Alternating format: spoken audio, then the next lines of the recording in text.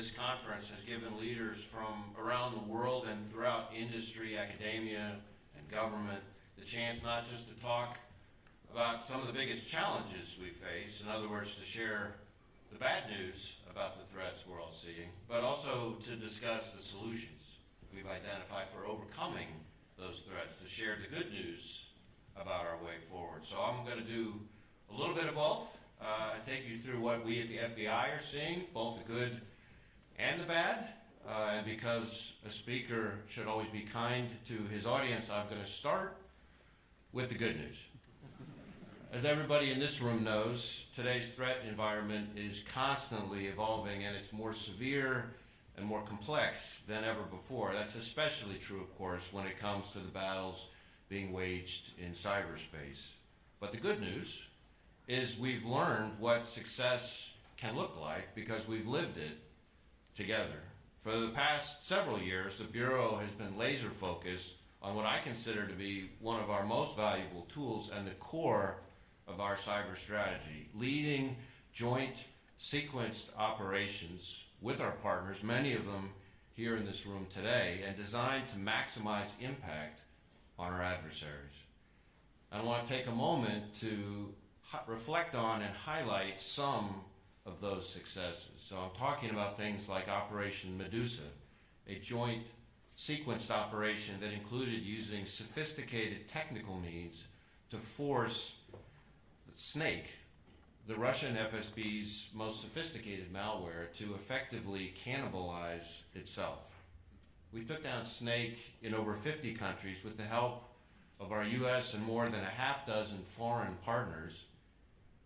Another example, the year-and-a-half-long campaign we waged, again, with our European partners to hack the hackers of Hive, a ransomware group targeting hospitals, schools, and emergency services, whose servers and websites we seized and shut down, and whose victims we saved from tens of millions in ransom payments. Or how about the joint sequenced operation that dismantled Genesis Market, where working with our law enforcement counterparts in a dozen nations, we accomplished our biggest takedown ever of criminals dealing in stolen digital credentials. And just today, we're announcing yet another success, Operation Dying Ember. We're working with our US and again, worldwide law enforcement partners. We ran a court-authorized technical operation to kick the Russian GRU off of well over 1,000 home and small business routers and lock the door behind them, killing the GRU's access to a botnet it was piggybacking to run cyber operations against countries around the world, including America and our allies in Europe. With these operations, and many more like them, we set our sights on all the elements that we know from experience make criminal organizations tick. Their people, a term we define broadly to include not only the ransomware administrators and affiliates, but their facilitators like bulletproof hosters and money launderers. Their infrastructure, their servers, their botnets, etc. And their money, the cryptocurrency wallets they use to stash their ill-gotten gains, hire associates, and lease infrastructure. Because we don't want to just hit them, we want to hit them everywhere it hurts, and we want to take them down hard. Now, you may have noticed a common theme as I was rattling off those successes, and that's how heavily we rely on our partners, both at home and overseas, to get the job done. Because, as everyone here knows, none of us can go it alone. The bad guys aren't constrained by international borders, so we shouldn't be either. At the Bureau, we've been doubling down, in particular, on our work with the private sector. In their capacity as victims of cyber attacks, of course, because the mission of the FBI has always been and always will be victim-centric, but also as integral partners who can share valuable information about threats and trends and increasingly join in our operations themselves. Of course, our closest partners remain our intelligence and law enforcement colleagues in the US and abroad. And I firmly believe that one of the things that gives all of us a competitive advantage over our adversaries, authoritarians, criminals, and the toxic blend of the two, is that in those agencies, we've got real partners who collaborate, not because they have to, but because they want to, out of shared values and a shared commitment to the rule of law. To keep those partnerships strong, the FBI relies on our global presence. Our broad international footprint includes nearly 100 satellite offices, providing coverage for more than 180 countries, territories, and islands around the world. And within many of those offices, our dedicated and quickly expanding cadre of cyber assistant legal attachés work side by side with their host nation counterparts to combat cyber threats. And I mean side by side, literally, often at desks inside our partner space, right next to them. Our CAT team, our cyber action team, and a host of experts also stand ready to deploy to critical cyber incidents at a moment's notice, as they did not long ago when they helped a NATO ally determine a particular cyber attack targeting critical public infrastructure had originated in Iran. When you put all of that together, you will find that we've got a pretty formidable arsenal that arms our partnerships and enables those joint sequenced operations that represent success across the world. So that's the good news. And I'd love to be able to stop there and tell you I've only got good news to share, but I find that's not really what people expect when they invite the FBI director to speak.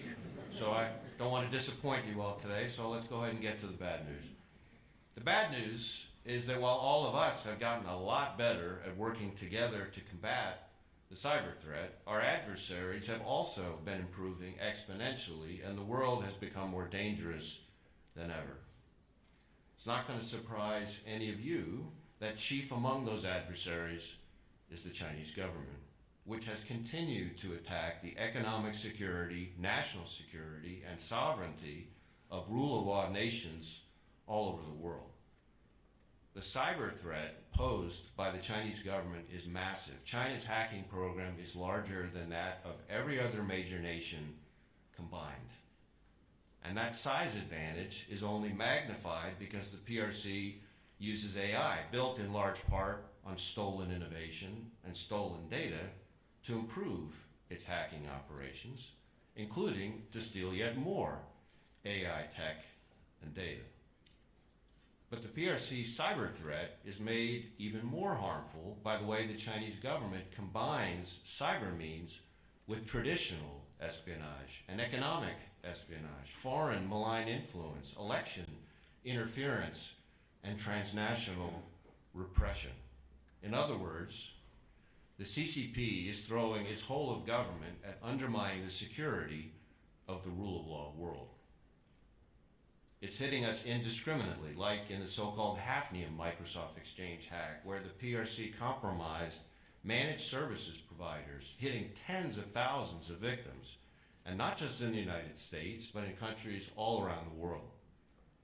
Now, you'll notice a theme here, too, in the tools Beijing uses and who it uses them against.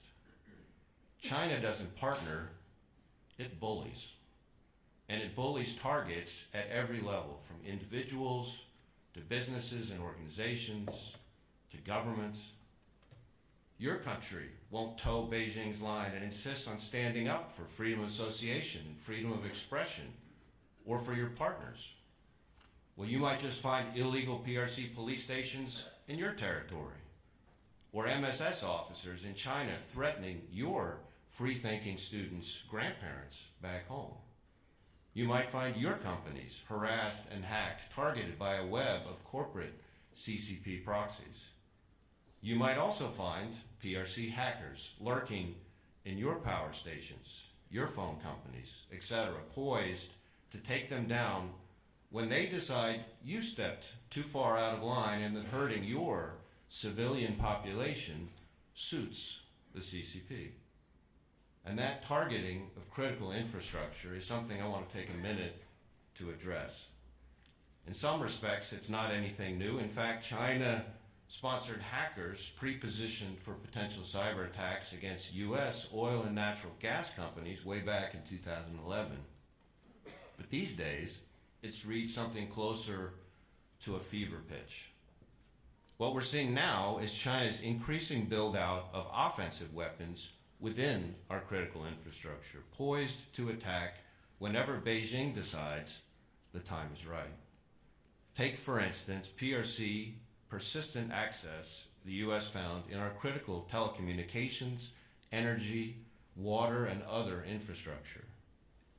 China-sponsored hackers known as Volt Typhoon were hiding inside our networks, lying in wait for the moment China might choose to use their access to hurt American civilians. And while many of you may have seen the Volt Typhoon story as one about the PRC targeting the United States, in fact, their targets spanned the globe. Which shouldn't be surprising, because in hack after hack for years now, we've seen the PRC hitting our partners around the world. Now, working with our partners, the FBI was able to shut down Volt Typhoon's access through yet another one of those joint technical operations we talked about a few minutes ago. But there is a lot more PRC cyber threat in a lot more places out there, and we're only going to be able to battle back effectively if we do it together. Of course, by we, I'm referring to rule of law nations united against criminality and abuse. I know there are some representatives of the CCP walking around town, but I don't mind them knowing we're onto them. Of course, everyone here is well aware that China is not the only adversary we're up against. Russia, Iran, and North Korea are also determined to use cyber means to take aim at things that we all hold sacred, our freedoms, prosperity, and democratic norms. You could take, for instance, the 2022 cyber attack by an Iranian-sponsored group on a children's hospital in the United States, one that showed a callous and frankly despicable disregard for the safety of the most vulnerable among us. Or consider Russia's continued targeting of critical infrastructure, including underwater cables and industrial control systems, both in the United States and around the world. For instance, since its unprovoked invasion of Ukraine, we've seen Russia conducting reconnaissance on the U.S. energy sector. And that's a particularly worrisome trend, because we know that once access is established, a hacker can switch from information gathering to attack quickly and without notice. After all, Russia has made murder, rape, and mayhem its stock in trade. So no one should question its continued willingness to launch destructive cyber attacks before and during military conflict. There's no doubt that we're up against daunting threats and adversaries growing more sophisticated and more dangerous every day. That's the bad news. But everybody in this room, across government, academia, and the private sector, has the opportunity to stand together. And we've proven what we can accomplish together when we do. That's the good news. We can make joint use of our collective expertise, capabilities, and authorities. And we should remember and capitalize on what sets us apart from our adversaries: our mutual trust, our shared values, and our desire to work together to keep people safe. That is how we're going to stay ahead of the cyber threat. And at the FBI, we're honored to stand alongside you in this fight.